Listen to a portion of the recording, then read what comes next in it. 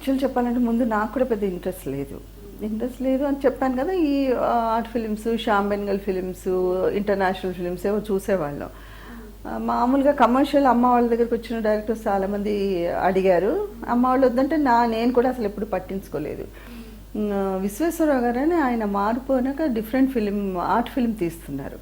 ఆయన నన్ను చూసి మా పెదనాన్నగారు వాళ్ళ ఇంట్లో చూసేసి చిన్న రోల్ అమ్మ, న్యాచురల్గా ఉండాలి, నువ్వు న్యాచురల్గా ఉన్నావు చెయ్యి అంటే నాకు జస్ట్ ఒక్క సినిమా చేద్దాం అనిపించింది.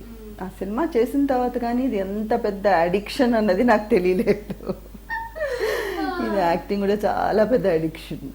ఇప్పుడు కూడా చూడండి కొన్ని రోజులు అంటే నేను వెరీ సెలెక్టివ్ అంటే అందరూ చెప్తారేమో నాకు తెలియదు, కానీ నాకు ఏంటంటే ఇప్పుడు బిజీగా ఉంటాను. ఏదన్నా వస్తే మీరు అన్నట్టు ఈ సీరియల్స్లో పర్టికులర్లీ ఋతురాగాలు ఇవన్నీ ఒక స్టాండర్డ్ సెట్ అయిపోయింది కాబట్టి ఆ స్టాండర్డ్కి నాకు ఎవరు ఏ రోల్ తెచ్చినా అంత తొందరగా నచ్చదు. యాక్చువల్లీ ఫిలిమ్స్లో కూడా వచ్చి ఆ క్యారెక్టర్ మా ఫిల్మ్ ముందే చేస్తారని కానీ క్యారెక్టర్ ఏంటి ఇవన్నీ అడుగుతాను.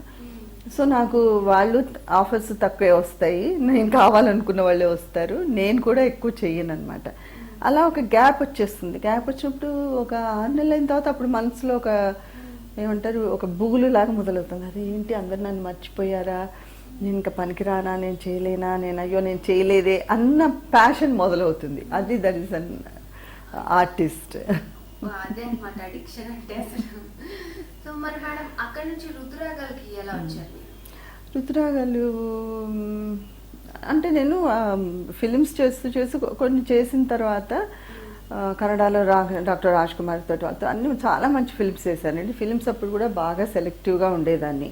కొంచెం యాటిట్యూడ్ ఉండేది నాకు నిజం చెప్పాలంటే.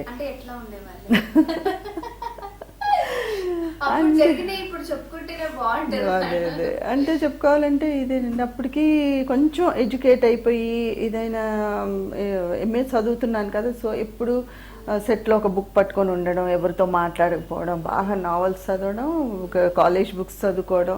తర్వాత అమ్మ వాళ్ళని ఎవరిని రానిచ్చేదాన్ని కాదు. అప్పుడు అందరూ ఒక అమ్మ ఒక సెట్ ఉండేవాళ్ళు, అట్లా రానిచ్చేదాన్ని కాదు. అలాగే వచ్చి ప్రొడ్యూసర్ ఇవి డిమాండ్ చేస్తారు, మినరల్ వాటర్ కావాలి, అవి కావాలి.